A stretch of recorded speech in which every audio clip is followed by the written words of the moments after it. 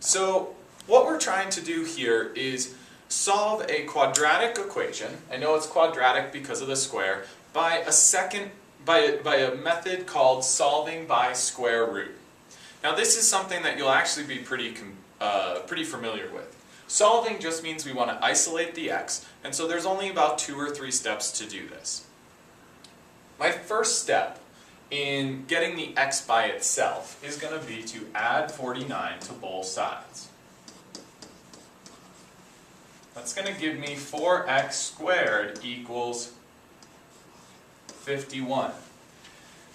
I know the temptation might be to square root this first line because you see the perfect squares. But understand you can't just square root like that because this is a binomial. So we just add 49 to both sides. Second step, divide by 4.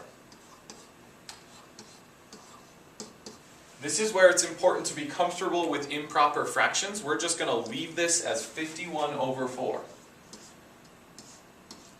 If you change this into a decimal, then you're going to actually come up with more issues than you had if you just leave it as an improper fraction. So I've got the x squared by itself. The last step here is going to be to take that square away by square rooting both sides. I know that these two will cancel out, and I'll be left with x equals, whenever we square root, we get a positive or a negative.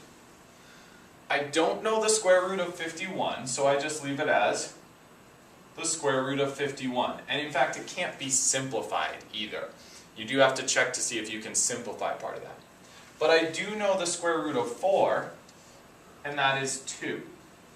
So my answer here, the two numbers that would make this expression equal to 0 would be square root of 51 over 2 and negative the square root of 51 over 2.